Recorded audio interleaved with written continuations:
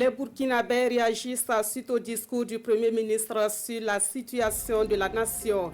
Un discours suivi avec beaucoup d'intérêt par les citoyens qui aspirent surtout à une meilleure situation sécuritaire de leur pays. Le chef du gouvernement les a-t-il convaincus? Vous les entendrez dans quelques instants. Dans ce journal également, vous verrez ces femmes pour qui l'énergie solaire n'a plus de secret. Après plusieurs semaines de formation, elles maîtrisent parfaitement la manipulation et l'installation des équipements solaires. La particularité de ces techniciennes du solaire est qu'elles sont issues du milieu rural. Respecter la réglementation à travers l'offre des produits et services de qualité aux clients. C'est une obligation légale faite aux entreprises touristiques dont font partie les hôtels et les restaurants. Mais quelle est la réalité sur le terrain? Pour s'en assurer, une opération de contrôle a été lancée ce 31 mai et les enjeux sont à suivre dans ce 20h. Bonsoir, merci de suivre ce journal, un journal au cours duquel vous aurez également les échos du front ainsi que les nouvelles du Conseil des ministres tenu ce 31 mai. En attendant, sachez que dans la mise en œuvre de ces projets de développement, le Burkina Faso peut compter sur l'alliance des pays BRICS. Comprenez par BRICS le Brésil, la Russie, l'Inde, la Chine et l'Afrique du Sud. Le représentant de cette alliance en visite de travail à Ouagadougou a été reçu par le chef de l'État. Le compte rendu de Issa Kanana. Un pas de plus vers la consolidation des relations entre le Burkina Faso et l'Alliance internationale des BRICS. Après une séance de travail tenue ce lundi au ministère des Affaires étrangères avec plusieurs départements techniques, le représentant de l'Alliance internationale des BRICS en Afrique de l'Ouest et centrale vient présenter ses civilités au chef de l'État burkinabé, le capitaine Ibrahim Traoré. Au président de la transition, Awa Don-Melo rend compte du contenu des échanges, mais aussi des critères d'éligibilité des projets de développement afin de les porter aux partenaires originaires des BRICS pour concrétisation. Donc il était important, avec Madame la ministre des Affaires étrangères, qu'on vienne rendre compte du contenu de ces discussions-là et le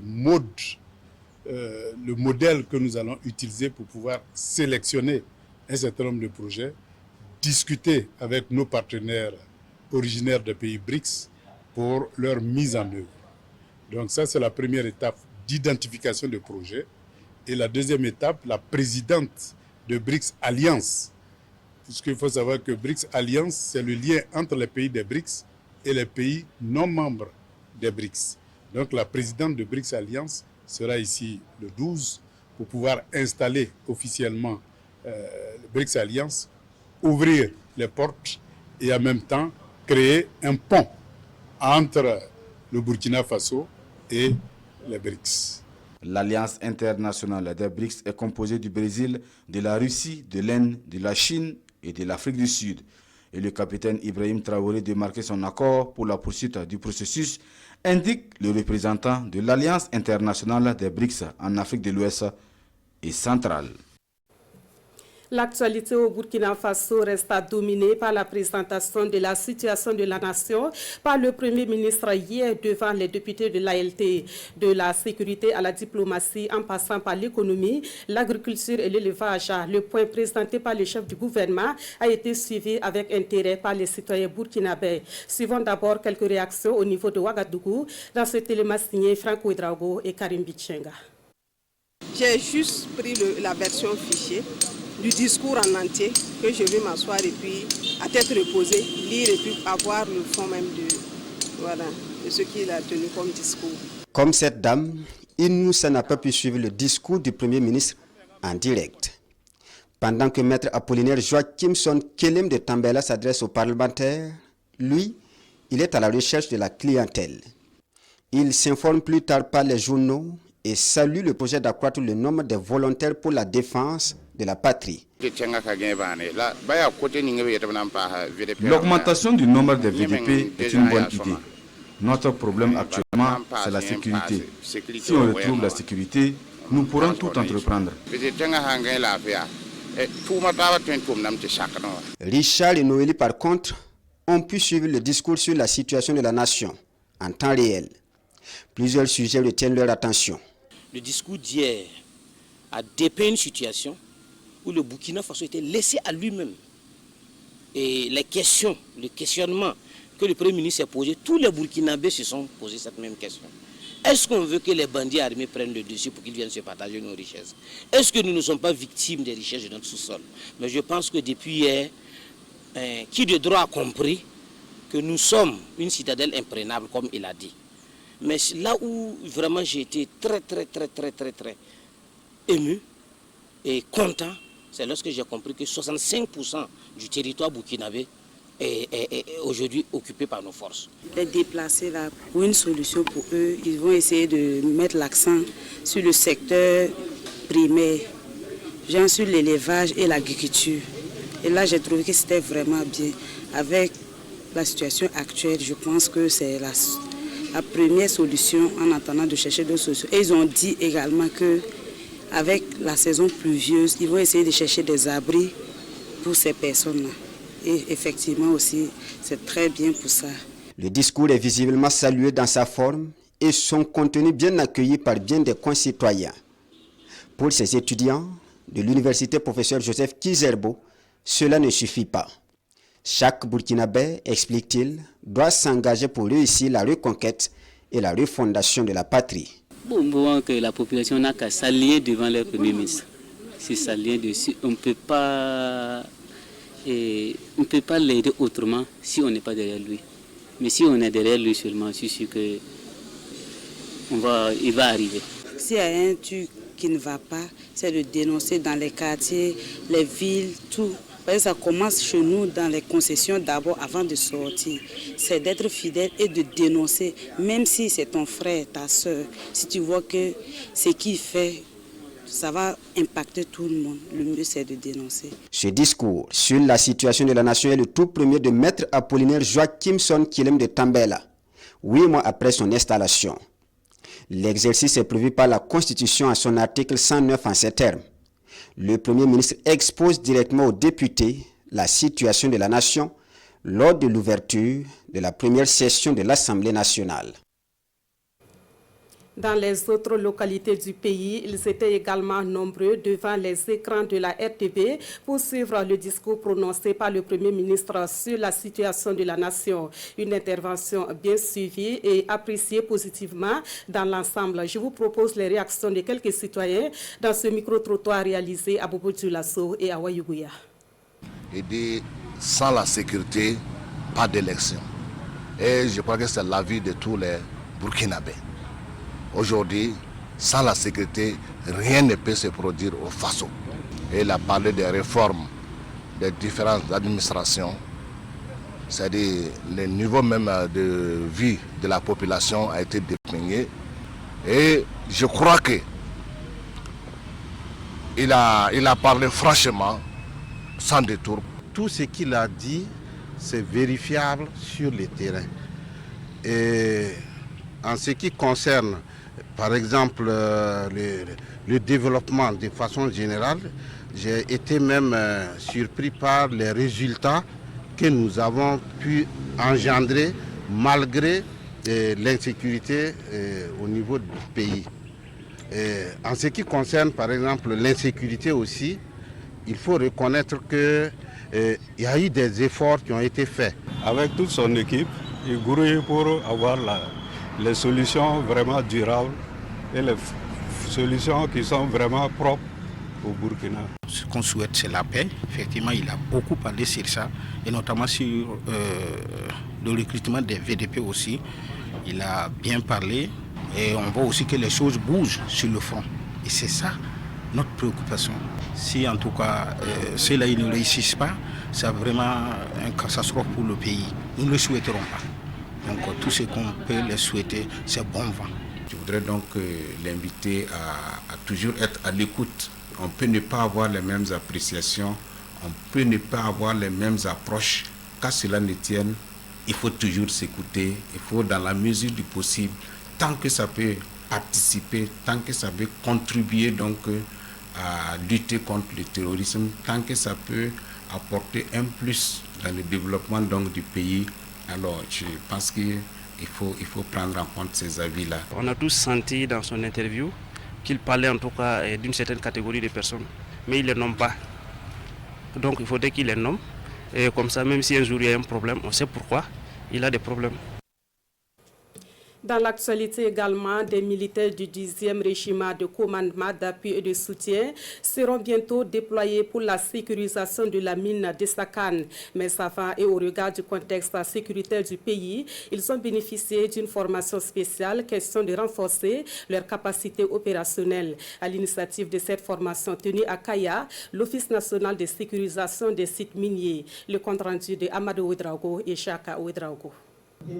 L'Office national de sécurisation des sites miniers ONASIM renforce ici les capacités opérationnelles de l'unité du 10e RCAS avant son déploiement pour la protection des sites miniers de Sakane. Une mission de sécurisation qui nécessite obligatoirement la maîtrise de certaines connaissances, d'où le développement des différents modules sur l'ONASIM et ses attributions, sur le droit international et enfin sur le secourisme. Nous avons aussi déroulé un programme sur le droit international humanitaire, parce que les unités militaires engagées dans les théâtres d'opération, comme dans la sécurisation des sites miniers, peuvent être confrontées dans certains cas à la gestion des prisonniers. Le commandant de la première région militaire salue l'initiative de l'Office national de sécurisation des sites miniers ONASIM. Il invite par ailleurs les membres de l'unité du 10e RCAS à mettre en pratique les enseignements reçus sur le terrain. Aux formateurs qui ont conduit minutieusement ces 3 jours de formation et à vous, chers participants. Toutes ces formations reçues viendront augmenter vos connaissances dans les futures missions de sécurisation. Au nombre de 35, ces militaires sont désormais aptes à être déployés sur le terrain après 3 jours de formation.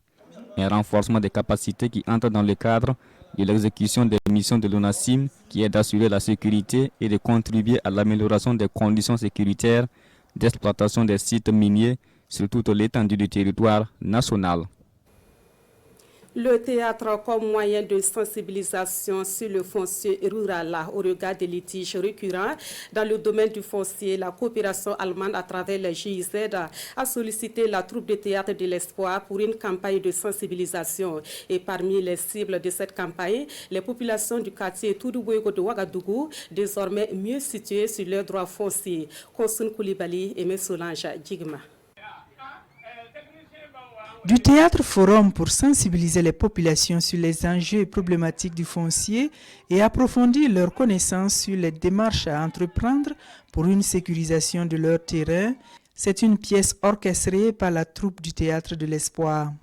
Amener la population à pouvoir participer à ce forum, ce théâtre forum, pour voir les conséquences des gens qui vendent les parcelles au détriment de leur propre intérêt. Ça veut dire qu'à la fin, ces enfants n'auront plus de terrain, ils n'auront plus rien. Cette caravane de sensibilisation sur le foncier s'inscrit dans le cadre de la mise en œuvre du PRO-PFR, le programme pour une politique foncière responsable au Burkina, soutenu par la République fédérale d'Allemagne à travers la GIZ.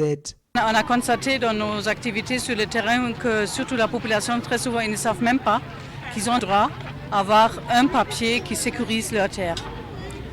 Et ils ne connaissent pas les enjeux et les dangers qu'ils courent au moment où ils n'ont pas ces papiers et ils n'ont pas ces documents de sécurisation foncière. Nous, on s'attend que, notamment dans nos zones d'intervention, les gens se mobilisent massivement pour effectivement demander le papier qui atteste la possession de leur terre. Pour le ministère de l'Agriculture, surtout pour la Direction générale du foncier et de l'Organisation du monde rural, accompagner le projet PRO-PFR pour nous, elle est primordiale.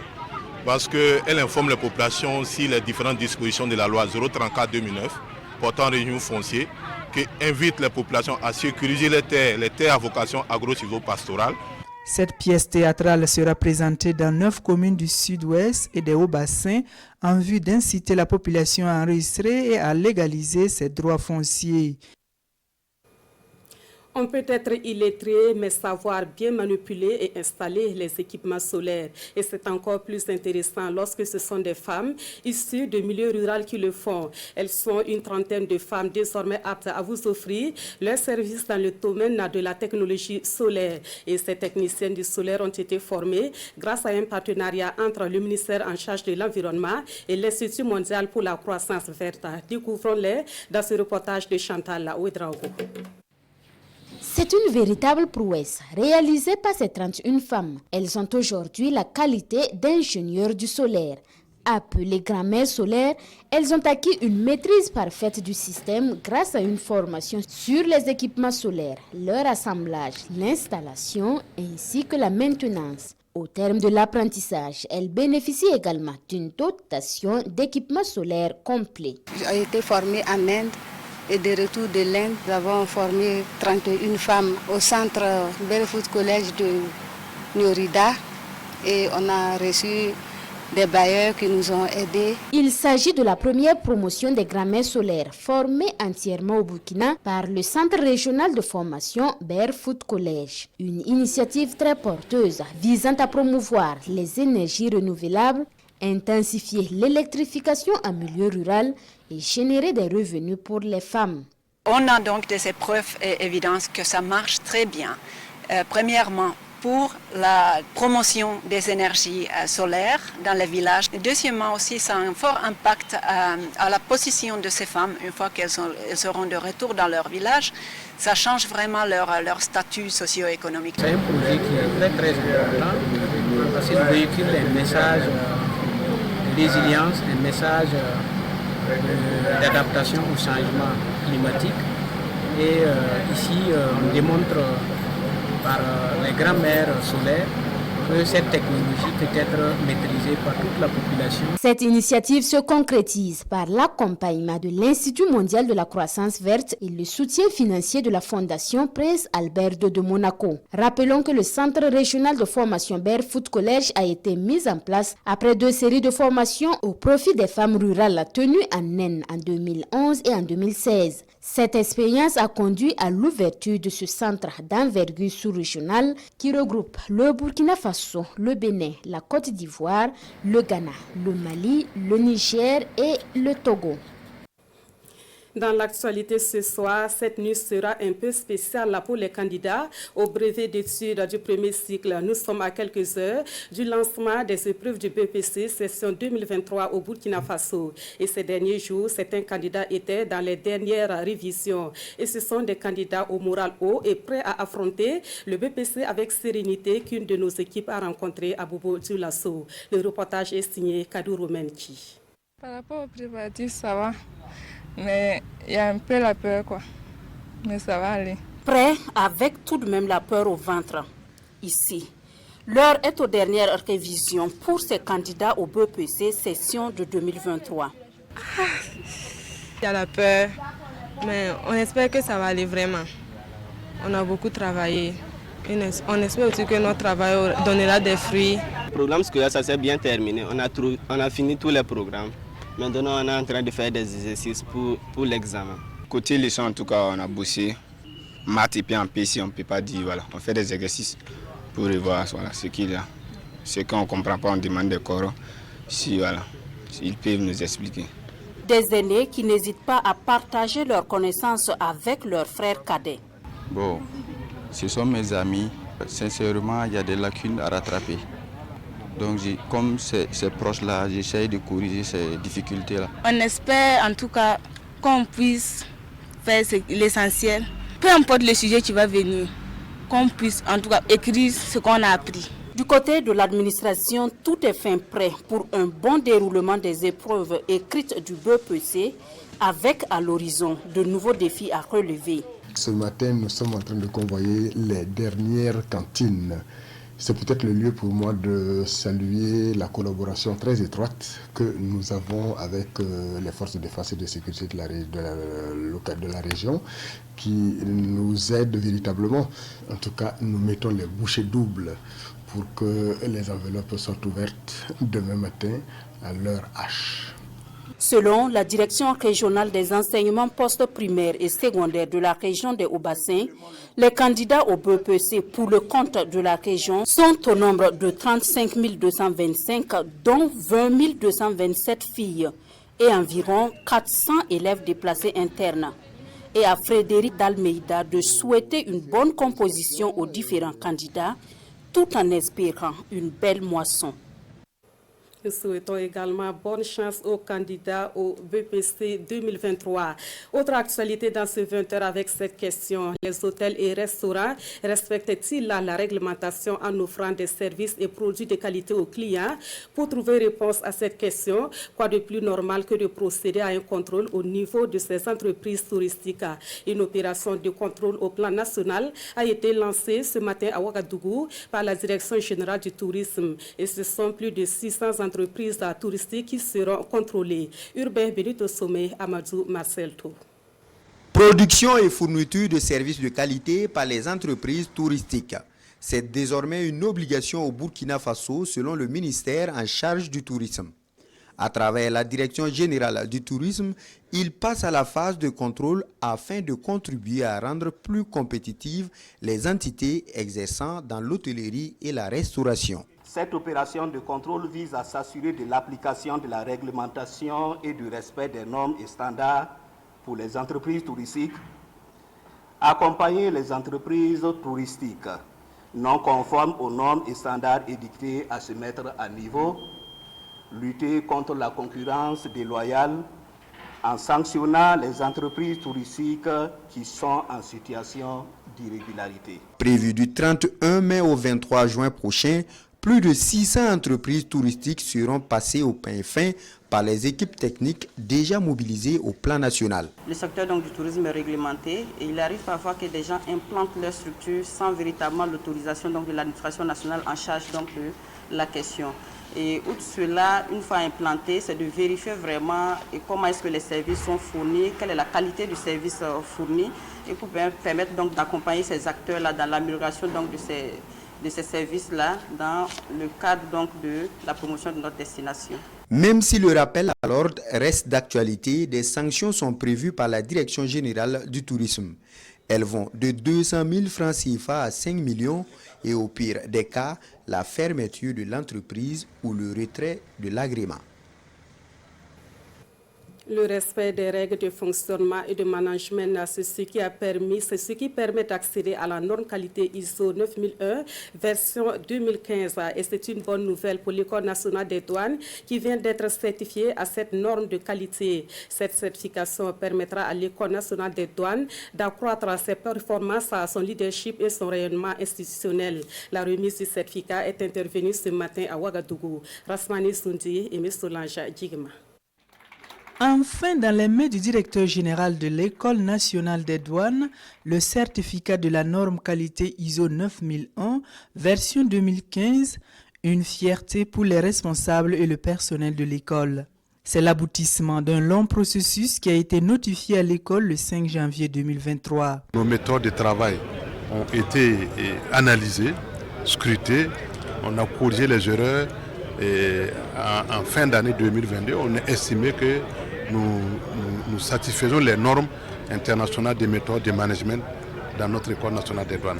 Et ça va amener les pays à nous confier la formation de leurs agents et aussi nos partenaires qui ont besoin de formation en matière douanière vont venir vers nous pour que nous puissions faire des formations continues comme les séminaires, les ateliers. C'est un système qui est dynamique, qui marche bien et les avantages, ils vont beaucoup en tirer. Ça permet une grande transparence dans les procédures.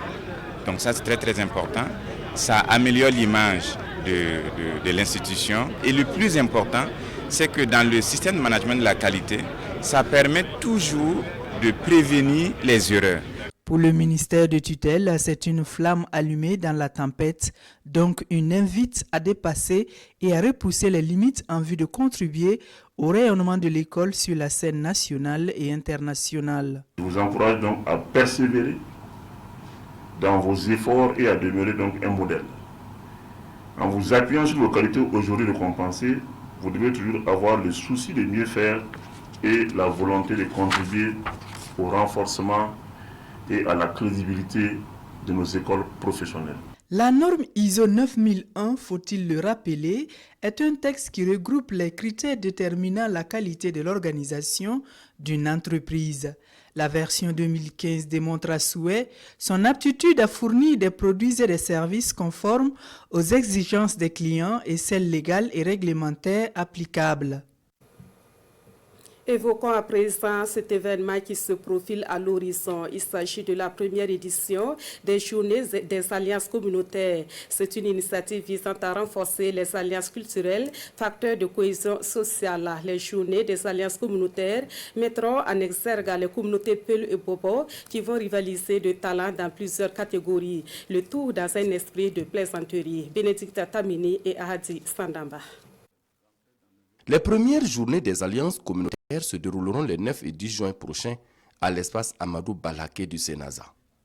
C'est l'information donnée aux hommes et femmes de médias par le comité d'organisation.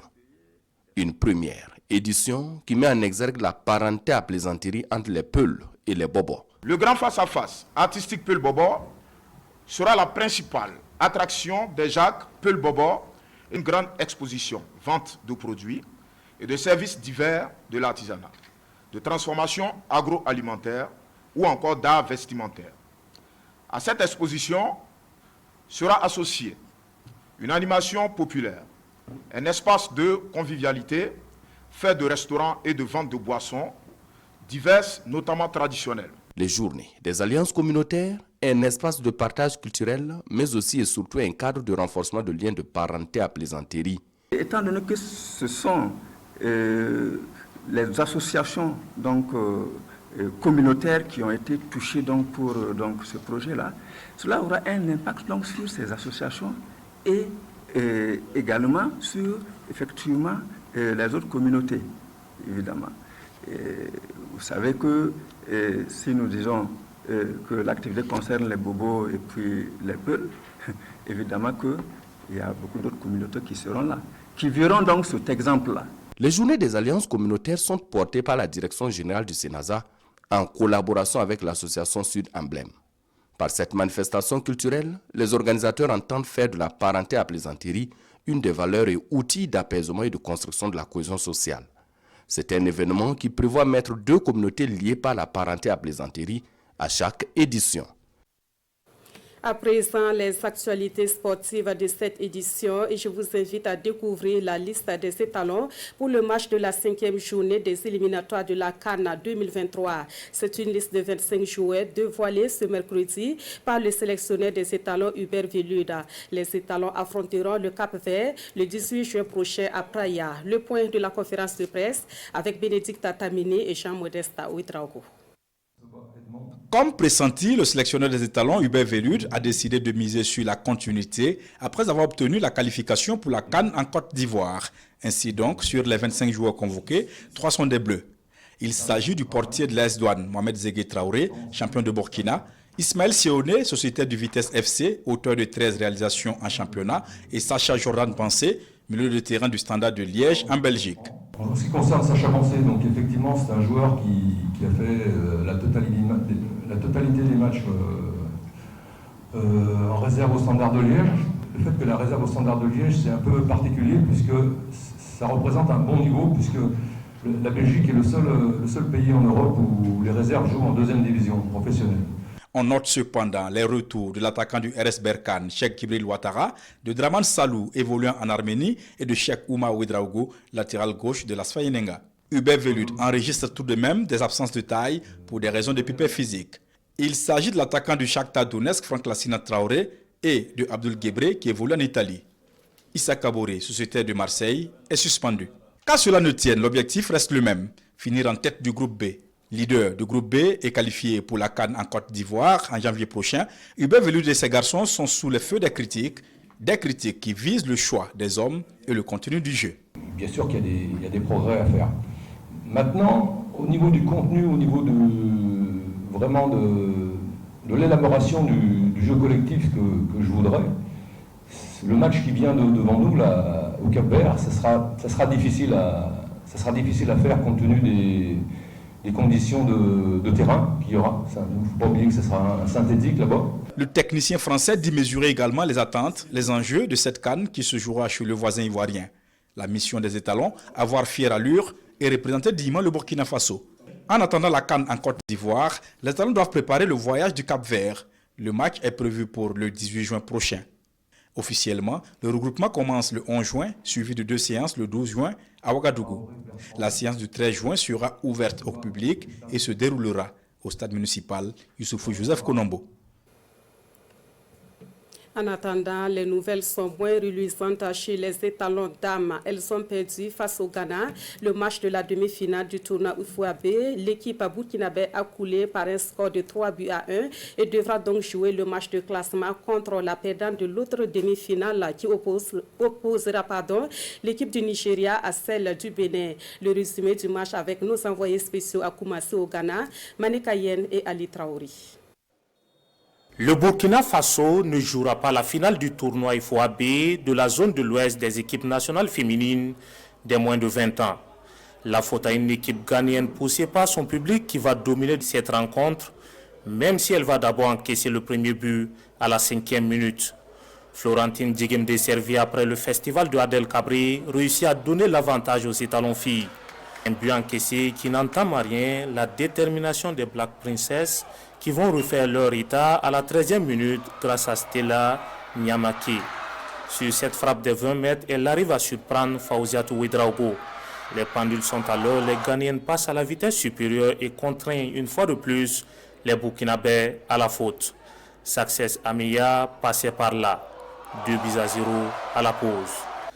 À la seconde période, les vagues ghanéennes déferlent sur les positions burkinabées sans faire de dégâts. À la 77e minute, Adel Cabri est fauché dans la surface. Penalty pour le Burkina Faso encore raté par Alimata Belem. Les Black Princess profitent pour enfoncer le clou à la 83e minute par Faiza Seydou. 3-1 pour le Ghana qui file en finale. Les filles de Pascal Sawadogo, elles, vont se contenter de jouer pour la 3e place qui sera face au perdant du match Nigeria-Bénin. Dans l'actualité ce soir, le rendez-vous hebdomadaire du gouvernement s'est tenu ce 31 mai 2023 à Ouagadougou. Nous parlons donc du Conseil des ministres. Plusieurs questions qui concernent la vie de la nation ont été traitées par l'exécutif. Au nom des sujets, la validation de l'initiative présidentielle pour la production agricole 2023-2024. Le compte rendu de Sekou Zongo. Les forces armées combattantes engagées dans la reconquête de l'intégrité du territoire national ont désormais une corde de plus à leur arc. C'est l'une des principales décisions de ce Conseil des ministres. Un conseil qui adopte ainsi l'initiative présidentielle pour la production agricole 2023-2024. Une décision qui va coûter plus de 22 milliards de francs CFA au budget de l'État. À ce titre, plus de 1000 militaires, plus de 2000 volontaires pour la défense de la patrie et plus de 4000 personnes déplacées internes seront mobilisées pour réussir l'opération. À la lumière de la situation sécuritaire et surtout au regard des enjeux pour notre sécurité alimentaire liés donc à cette campagne agricole qui se profile, le chef de l'État a voulu donc à travers cette initiative impliquer les forces combattantes donc, dans la production agricole afin donc d'assurer qu'on ait les capacités de sécuriser un certain nombre de sites pour la production. Et ce qu'il faut retenir de cette initiative présidentielle pour la production agricole 2023-2024, c'est qu'elle a 3 composantes. La première composante donc c'est l'initiative d'urgence pour l'intensification de la riziculture au Burkina Faso qui va donc concerner 4000 hectares. La composante 2, c'est le programme alimentaire militaire du Burkina Faso qui va concerner 3500 hectares. Et la composante 3, production de défense de la patrie contre l'insécurité alimentaire qui va concerner également 3500 hectares. Et des mécanismes sont en train d'être définis pour mettre à contribution les détenus. Ce qu'il faut également retenir, c'est qu'il est attendu à l'issue de cette campagne 2023-2024 pour le compte de cette initiative, une production d'environ 190 000 tonnes de céréales et de légumes sur plus de 11 000 hectares. Ce Conseil des ministres apprécie également les performances de l'exécution du budget et de la trésorerie de l'État, exercice 2023. 695 milliards de francs CFA sont déjà mobilisés par les régies de recettes à la date du 31 mars 2023. Ce qui constitue une très bonne performance par rapport à l'année passée. Il faut dire que ce montant représente plus de 25% des prévisions, donc ce qui montre que nous sommes sur une bonne tendance. Et il faut dire qu'en ce qui concerne donc les recettes extraordinaires, à savoir les dons, projets et programmes, il ressort à 109 milliards de francs CFA donc au titre du premier trimestre. La jeunesse et l'emploi étaient également au cœur de cette rencontre de l'exécutif burkinabé. Au cours de ce conseil, un référent d'information sur les opportunités d'emploi, de formation professionnelle et d'insertion a été adopté. Ce dispositif comprend la mise en place des référents. Et ce référent va être un agent de la commune en appui avec des cellules de jeunesse. Et ces cellules vont recevoir des formations et des outils qui vont être élaborés par l'Agence nationale pour l'emploi, ce qui va permettre à tout jeune de 15 à 35 ans et qui réside dans une commune rurale de venir auprès du référent pour s'informer des opportunités d'emploi, des opportunités de formation professionnelle, des opportunités d'insertion qui existent. Selon le ministre Savadgo, c'est un dispositif qui vient placer les questions de jeunesse au cœur des actions de développement. Sa mise en œuvre concerne 302 communes rurales. Elle va mobiliser les différents acteurs des délégations spéciales, des associations de jeunesse, des ministères sectoriels et des partenaires techniques et financiers. Les échos du front, un sujet à revoir dans notre édition de 23h qui vous sera présentée par Amandine Lalsaga. En attendant, c'est la fin de ce 20h. Merci à vous qui l'avez suivi et merci de votre fidélité à la RTV.